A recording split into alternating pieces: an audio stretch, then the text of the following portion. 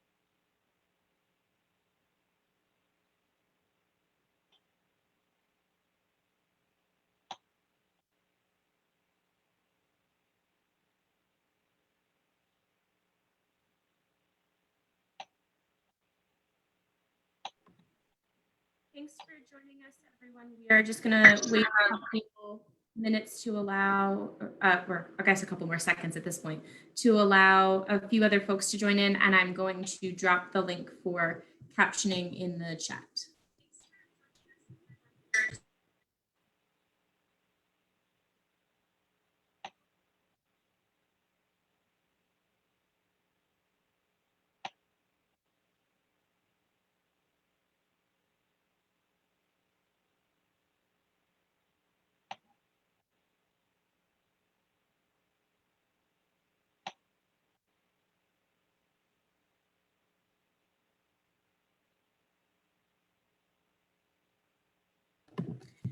Megan Berger, do you mind starting us off with introductions while I put this link in the chat?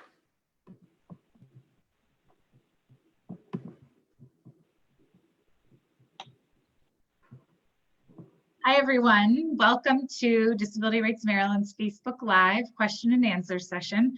We've been hosting these at first weekly, and now we've been doing it every other week. And we are really happy to be connecting with parents and the community in this way. And for those of you that have been returning, thank you. And we hope that this has been helpful.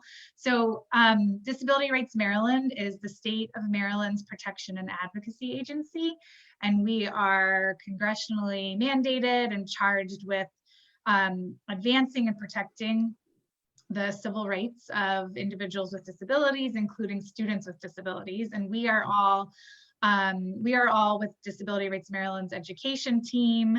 I'm an attorney with the education team. And then I will also let my colleagues introduce themselves. Good evening, everyone. My name's Tasha Marshall, and I am a paralegal here with DRM in the education unit. Good afternoon, everyone. I am Megan Collins, and I am also a staff attorney with the education unit. Good evening, everyone. My name is Susana Barrios, and I am outreach specialist in the education unit. And so, feel free to start putting questions in the chat. And we thought before we sort of get started answering questions, we thought we would just take a few minutes. I know we want to acknowledge that this is a very incredibly difficult and challenging time for parents with students doing virtual learning, especially for, some students with disabilities. And we know that because the COVID numbers are rising, we know that in many jurisdictions and many school districts that were hybrid, or there were open learning centers, and so some of your kids and some of your students were in fact at school getting some type of in-person service, or they may have been at a learning center with a one-to-one. And now, we know that many districts have shut all of that down, and that many kids who were receiving some sort of in-person instruction are no longer. And we've certainly been received a lot of phone calls from families with a lot of concerns and a lot of challenges. So we just wanted to sort of start off by saying that we know this is just an incredibly difficult time, and with no real end in sight. But so we thought we would provide sort of a few concrete things for you all to think about during this time. And I think Megan Collins was going to start us off with that. So the first thing that we wanted to recommend that parents could do during this time is not very different than what our recommendation is for any time that a parent of a student with special education has questions about the programming that's being provided to their student, and that is to talk to the IEP team and request an IEP meeting and discuss your concerns with the team. Ask the team to be very clear about what they think that your student needs in order to engage in the programming that's being provided by the district and in order to meet their IEP goals and objectives, and to receive the different services that they require in order to receive their free appropriate public education. And if you feel that what the school is recommending isn't going to be appropriate to meet your students' needs. So for example, if the school is proposing to provide a virtual one-to-one and you have concerns about the ability of a virtual one-to-one to engage your student and have them sit at the computer or pay attention and redirect them, whatever the concerns are, share your concerns with the team and ask them what they are proposing to provide, and have them document that in the prior written notice that you receive after the IEP team meeting, and ask that they document very clearly exactly what they're proposing to meet your students' needs. And if they are rejecting something that you are requesting, so for example, in-person support or something like that, have them document that in the prior written notice as well. And when you get the prior written notice, it's important to review it and to make sure that it accurately is capturing both what your request is and what the school district position is. And so you want to make sure that the discussions from the meeting are captured in that document, because that document is going to be your record of what happened. And if you need to appeal the decision made by the team to provide services or appeal the type of services that they provided, your record of what you asked for, your record of the discussions that happened is going to be that document. And so it's really important to make sure that both your request and the response is accurately captured. The other component there is if it isn't accurately captured in the prior written notice, you can request that that document be amended if you believe that the district didn't accurately capture your concern or their response. Or if they are unwilling to amend the actual form, you can request that they attach your parental concerns to the IEP meeting documents. You can write up an explanation yourself of what you were requesting. The other option that's available to you is that you can ask that meetings be recorded so that the exact discussions that happen during the meeting are recorded. I'm going to stop there and see if Megan Berger has anything to add on anything I've said so far.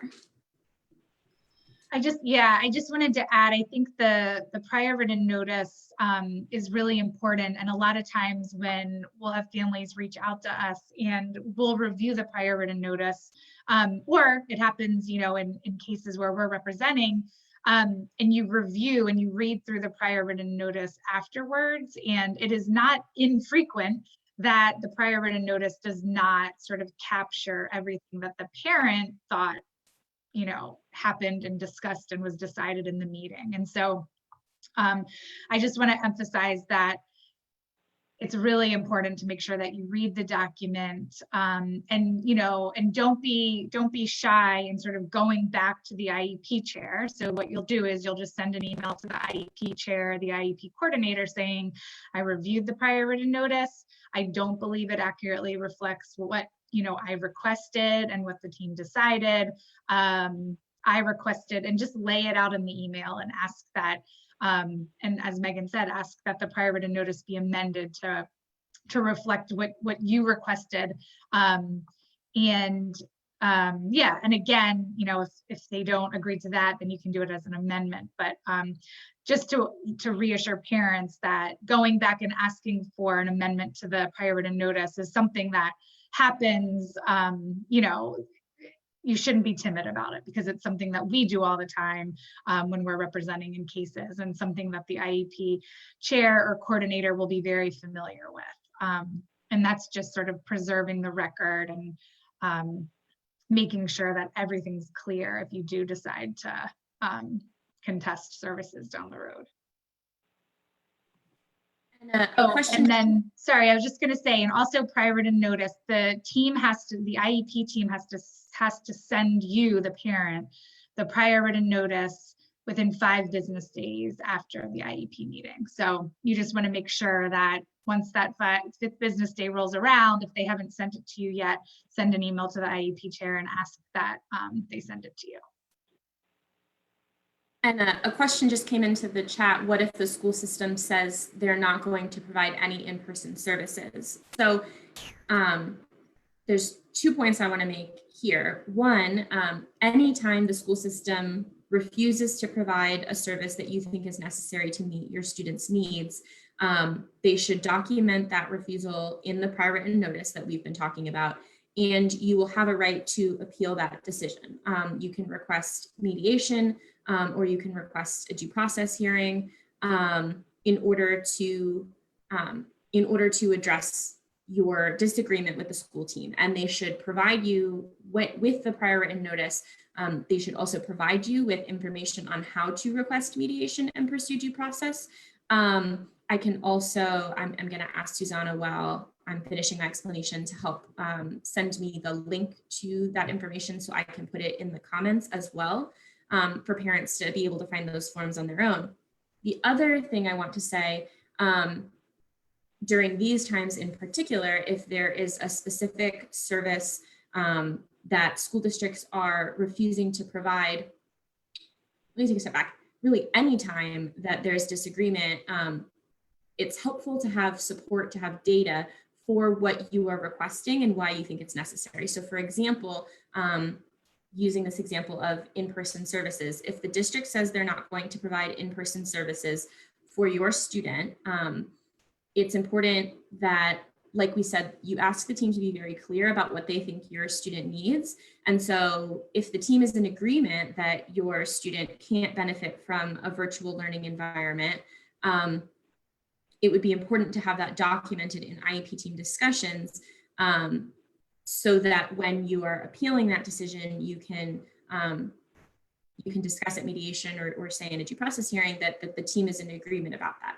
If the team is not in agreement, and the team is advocating that the student can receive appropriate services in the virtual learning environment, then the next step would be to have data that supports that the student has tried and has not been successful in that environment. And so the way that we would recommend that you get that data is, after the meeting, allow the district to implement the supports that they are proposing to implement instead. And so if they are proposing a virtual aid, we're recommending that you turn the computer on for your student and walk away. If the district is saying that they don't believe your student needs in-person supports, the best way to get data as to whether they do or don't need that support is to not provide it yourself as a parent. And that can be very frustrating to watch your student struggle, and we recognize that. And we will talk more about if you just can't bring yourself not to do that, we can talk about other steps. But for right now, option number one would be, if the district says they don't believe that a support is necessary, don't provide it yourself. Allow them to provide the supports that they think will meet, or that they're saying in the meeting will meet your students' needs. And then take your own notes and data and allow them to collect notes and data. So if they disagree that the student requires in-person services, then you can say you're requesting that they provide the virtual one-to-one support or whatever it is that they're recommending, and that they collect data and the team come back to review that data. Meanwhile, you can collect your own data. And when I say data, it doesn't need to be anything really formal, but just, you know, turn the computer on for the student. They walked away within 5 minutes, or they sat there for 30 minutes, or they navigated away, whatever it is that they do, just write yourself a note. You can print off, you know, the November, December calendar, and just write in the little box for that day what it is. You can keep it in a note on your phone, however you're keeping it. Just find a way to keep your own record of what happened, because I know the days are running together for all of us at this point, and it can be very hard to go back after the fact and remember. But if you just write yourself some sort of note of what you observed that day, and you have that to share with the team, you can explain what you're seeing going on in the home, and you'll have a record and have that data to appeal a decision by the team. And I'm going to let Megan Berger go ahead and add any comments she has. Sure. I was just going to say that one thing that we, Disability Rights Maryland, plans to do by the time we have our next Facebook Live is we're going to just compile sort of some draft data collection sheets that parents can use. And, you know, we've worked with some parents who have really successfully been able to track data and, you know, come up with some sort of shorthand, so that if you're, it depends on the needs of your student, but if you're gonna, you know, collect data every half hour or every hour, you can have sort of shorthand notes, like maybe they had a, you know, a meltdown and were completely unable to sort of access instruction for the first half hour. And then maybe the second half hour, they were able to sort of attend for 5 minutes, but the other 25 minutes they were up playing with toys, whatever the situation might be. And you know, I think it's hard because as parents, you're already overburdened and overwhelmed, and the thought of collecting data is just one more thing on the to-do list that can feel even more overwhelming. But again, if you truly disagree with the IEP team, you know, rest assured that the IEP team, the school team, is collecting their own data. And so really the only way to sort of go back to the team and have the evidence to sort of prove your position that, you know, a virtual one-to-one is not working for your student, and you can go back and say, sort of go through your notes on this day, you know, this happened, on this day, this happened. So I know it sort of can sound frustrating, like, oh, we're just sort of piling on one more thing. But it is sort of an effective way to sort of collect your own data, so that when you do go back to the IEP team, you know, you can say, you guys said a virtual one-to-one was, you know, sufficient and it was going to be appropriate, and that would allow, you know, my child to access his instruction, but this is actually what I've recorded, and he's not accessing his instruction. And, you know, and the school team will have their own data as well. But it's really hard as a parent to go into a meeting and the school team's rattling off their data, and you can just sort of anecdotally share some stuff, but it's more compelling when you can sort of say, you know, I've kept a log, and, you know, so I'll leave it at that. So we do have a viewer who has a question.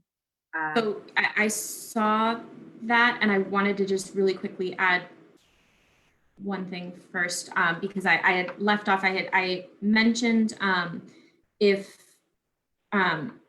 we had talked about parents who are willing to turn the computer on and walk away and allow the school to implement what they are recommending to meet the students' needs. I did really quickly want to touch on what parents can do if they can and want to provide their students some support, or they can't bring themselves to just allow the student to to be unsuccessful for any period of time. So if that's the situation, if you can and want to provide some support, you are not obligated to. The school is obligated to provide the supports necessary to meet your students' needs, even during this time. That obligation has not been waived. But if you can and want to provide some support, we're recommending that you document in writing that you're not waiving your students' right to a free and appropriate public education provided by the district. And that by signing with a particular form, you're not agreeing that it is designed to provide a free and appropriate public education, and you're not waiving your right to seek compensatory education afterwards. We put together a parent guide at the beginning of the school closures, and I will ask Susanna if you can grab the link for me so I can share it. And it has some sample language, and we would recommend that you use that language if you are able to sit with your student for part of the school day, but not all of it, or if your student is able to engage for part of the day on their own, but not a full day, and there are any discussions happening about partial attendance or partial engagement or partial parental support during this time, but your student was previously able to attend a full day of instruction, or if you believe that if provided with in-person support, they would be able to engage for a full day of instruction. Like I said, it's certainly, you are able to choose to provide that support to them, but if you do choose to provide support to them, or you do choose to implement a modified school day, a shortened school day, asynchronous video watching if you have to wait until after school hours because you were working during school hours, but your student needs support, we're going to recommend you use that language from our earlier parent guide in order to document, like I said, that you're not waiving your students' right to a free, appropriate public education, and that you are signing a document but not agreeing that it constitutes that free, appropriate public education. Okay, sorry, Tasha, go ahead. That's okay. So we have a viewer who wants to know the difference between a one-on-one nurse and a one-on-one assistant for her daughter who's recently been accepted into pre-K. And the purpose of the nurse is to provide not just nursing services, but also educational support. The family is not willing to consider, live in person until it is required, but she wants to know the difference between the two. The one-on-one nurse and the one-on-one assistant. So it's hard to know exactly without seeing the student's educational plan. My recommendation would be to ask the team for clarification as to what role they are envisioning that person fulfilling. One of the examples we've given a couple times in past live sessions has been about services that are on the IEP that don't need to be implemented in a virtual environment because they aren't applicable. So for example, transportation is one that we've given. And nursing has come up because there are some students who have a nurse on their nursing services as a service on their IEP who require medication management at school or assistance with some sort of medical need while at school if they are in person. But in an in-home environment, the district is not under an obligation to send a nurse into your home to provide that service. So this is one of those examples where I think it's important to talk to the team to really clarify, is the one-on-one nurse, what is the role that the one-on-one nurse is providing? And is that something that's necessary in a virtual environment? Is that something that's necessary in a hybrid environment? And what is the intent? What is that on the IEP? What need is that on the IEP to meet? And is that need present in a virtual environment? And then if there is something that the one-on-one nurse would be doing in the school environment that would be related to education, or if the one-on-one, if the school is envisioning a one-on-one assistant who's also trained in nursing to meet some sort of educational need, it'd be important to get the school to document that as well, and to document whether that need might still be present in a virtual learning environment, and if so, how it might be met.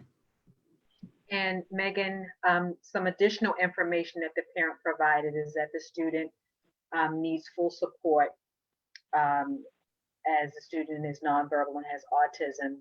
And it's the parents understanding that a nurse is there to provide meds for seizure rescue, but that person doesn't have to be a nurse. So I'm not sure I understand exactly what the question is. Then it looked like the original question was, is there a difference between a one-on-one nurse and a one-on-one assistant? And the answer to that question is yes, there is a difference between a one-on-one nurse and a one-on-one assistant. If there is a more specific question, because it seems like it's going to need a lot of personally identifiable information and a lot of student-specific information, what I would recommend is that you call our intake line. I can include the information for that in the comments as well, so that you can get a little bit more individualized support.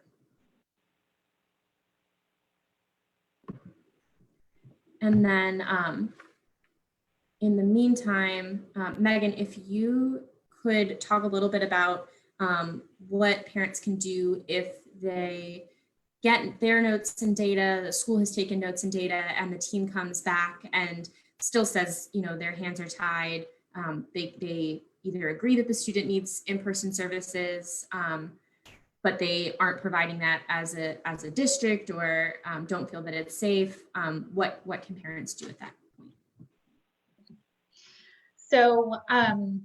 So if you're, you've done the data, collection, you've disagreed with the school district, you've collected data, you've gone to an IEP meeting, and you present sort of the data, and it's clear that your child is not accessing their education and is not receiving a free appropriate public education.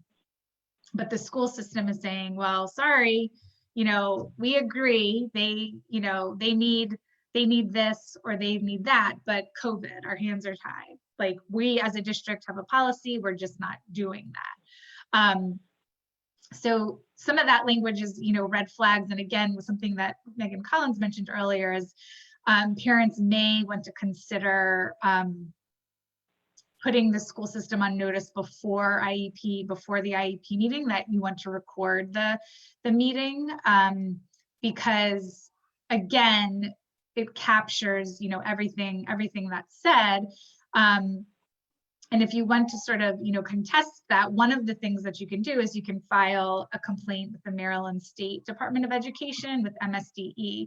And so you're essentially filing an IDEA complaint with the Maryland State Department of Education. And you would sort of, and just to be clear for everyone, for all the parents listening, MSDE has said that school districts are required to provide students with FAPE, with the free appropriate public education. That has not been waived. There's still the entitlement to FAPE during the school, during virtual learning and during distance learning. And so if you've sort of documented with the team and demonstrated that your student is not able to access virtual learning, and you have a team who agrees with that, but is still saying, but our hands are tied and we can't do anything about it. We're not sending in-person aides. We're not willing to contract with anybody. We're not willing to consider anything. Then at that point, you can consider filing a Maryland State Department of Education complaint, an IDEA complaint. And in our handbook, in the Disability Rates Maryland Special Education Rates Handbook, in the very back of the handbook, and there's a link, there will be a link in the chat, we have the complaint form in the back of our handbook. And there's also a link on MSDE's website. And it's really, it's fairly straightforward. You're sending it to the superintendent, the assistant superintendent for special education and early intervention services. And what will happen is that you'll make a complaint alleging the violations under the IDEA. And as a parent who doesn't, have an attorney, there's a facts section, and you'll fill out the facts section, and you'll explain, why you believe there's been a violation. You'll attach any documents that you have. So if you have prior written notice where the team says, yes, in order, to benefit, the child needs a one-to-one aid, but the district isn't sending anybody in person right now. So, we're sort of stuck. You're going to attach the prior written notice, you're going to attach the IEP, you're going to, attach any data, or you're going to send in the video, I'm sorry, the recording, any evidence that you have to back up your complaint. And then an investigator will be assigned to investigate your complaint. And then the investigator will write a letter of finding, and they'll either sort of say, yes, we find that the school district has violated the IDEA for these reasons, or they can come back and say, no, we don't find a violation. If there is a violation, then there will be sort of a remedy section, and MSDE will say, in order to remedy these violations, the school district has to do X, X, X, and they can sort of lay out a number of different things. And when you file your complaint, you can also ask for specific remedies. So because we've spent so much time talking about one-to-one in-person aids, if that's sort of the remedy that you're looking for, in your complaint, you can say, I want the district to contract with an in-person one-to-one aid for my student. But whatever you think will fix the problem, you can put that in your requested relief. And again, I know this sounds like a lot, but we will have, if you go to the Special Education Rights Handbook, there's the form. You can also find a link on MSDE's website. And you're just sort of going to be laying out the facts and attaching whatever sort of documentation you have to support your claims and the violations that you have. And again, this is also something that our team is working on. And so we hope, again, in the future to be able to possibly have workshops, sort of designated workshops on drafting and filing MSD complaints on this issue, and possibly sort of providing parents with sort of a boilerplate complaint. But that's one of the ways where, you as the parent can say, this isn't right. The teams acknowledge that my student's not accessing instruction. They're saying their hands are tied. And so going to MSDE with this complaint is one way that, you can sort of empower yourself and, sort of seek change and seek a remedy for your student. Do you want to add anything, Megan? No, not on that, but I did want to add one thing related to, I had briefly mentioned earlier, documenting, if I had briefly mentioned that schools might be asking parents or offering to parents that students can participate in a reduced day or asynchronously watch videos if it helps that student meet their needs. So one thing I wanted to go back and touch on is that if that's the case, if the district is recommending providing something different to your student in terms of scheduling than the typical school schedule or what the rest of the students' class is receiving, what we would recommend is that you get documentation from the team, clear documentation as to how they are counting attendance for your student. And it's very important that that documentation accurately reflect how a student is participating, how much a student is participating, and when. And so if a student is receiving, attendance for a day of school, if they watch a part of a video or participate in part of a lesson, it's important to document that that's how attendance is being monitored or reflected, because after the schools reopen, students may be entitled to compensatory services to account for services they were unable to access during the closures. And so, for example, if a student, like I mentioned before, could have participated in a full day of school if school buildings were open, but due to the nature of online learning is for some reason not able to participate in a full, whatever it is, 6 hours or so of instruction, then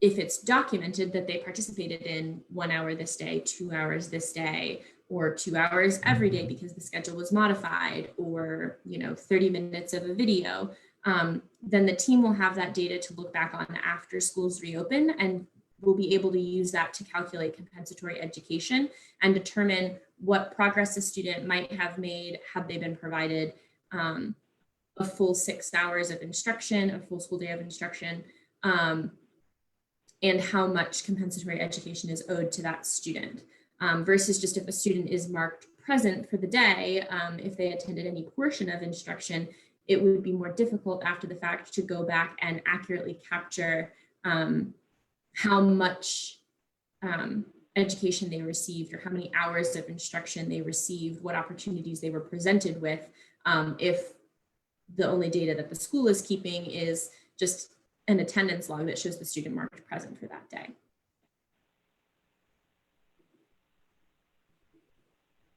And we've heard from some families that, maybe a school district or a school or a teacher has said, that there's sort of this unwritten policy that, a student only has to come for a certain amount of hours, but that they'll be marked, present the whole day. And again, as Megan was saying, you want to make sure that everything is in writing, and that what the district is proposing and what you're either agreeing to or not, agreeing to is in writing, so that it's all preserved, and that you make it very clear that you're not waiving your students' right to a free, appropriate public education, or to to seek compensatory services afterwards. But I just don't sort of rely on this unwritten rule. You want that absolutely documented and very clear. And our sense is that once you try to document it, the school system, might, say something different. And I want to, I haven't seen anything come into the comments, but if anyone has specific questions you want to raise before we conclude tonight, please feel free to leave them in the comments so that we can try and speak directly to your questions. The other thing I wanted to say is, we certainly understand that everyone is facing a lot of pressure during this pandemic, and that it is overwhelming to navigate the constantly changing environment with the schools, and to navigate trying to work from home or educate from home with everything else that's going on right now. And we certainly aren't trying to add another burden for parents by suggesting that parents keep data, but like Megan Berger was saying, it is really important when you're advocating in a mediation, in a due process, in a state complaint, or even just trying to negotiate compensatory services with the team after schools do one day fully reopen. It is very important that if there's something that the school isn't collecting data on, or can't collect data on since they're not physically in your home to observe your student, it's important to be able to have something to show to counter that. And then I guess the one last thing that I can think of, Megan, is, we mentioned state complaint, we mentioned speaking to an IEP chair and documenting things with them. We mentioned the prior written notice, talked about state complaints, due process complaints, and mediation. Is there anyone else that you wanted to let parents know that they could reach out to address their concerns if they've spoken to their IEP chair and haven't been successful.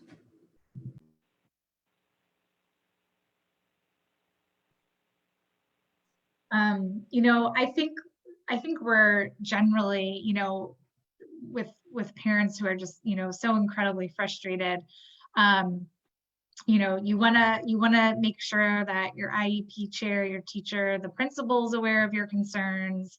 You know, you could certainly write a letter to the director of special education for your district. You could write a letter to your superintendent. You could attend a board meeting, a school board meeting. Most of them are being held virtually, and provide testimony at a school board meeting. You know, there you could call the parent unit at MSDE and try to talk to, you know, someone there and sort of share your concerns. And, you know, I think the more sort of that parents are communicating sort of the struggles that they're facing, the better, really, because we need, you know, everybody in sort of all the different positions to know how, you know, how hard this is on students and families. I also just wanted to quickly mention, I sort of talked through this complaint process, but I wanted to let parents know that there is a time. So you can file a state complaint for violations that have occurred 1 year prior to the date that you're filing. So everything COVID related, you're still in, you know, you're still safe. It hasn't been a year since, you know, the March closures. But just so you know that there is sort of that 1 year, if you're making a complaint about something, it has to have been within a year of your filing date. And then the other thing about state complaints is that the investigator at MSDE, they have 60 days to do the investigation, and then ultimately issue the written decision, the letter of finding with findings of facts and conclusions and the reasons for the final decision. So it's not something that just gets drawn out, but there is a set time frame, and you'll get a decision within 60 days of filing.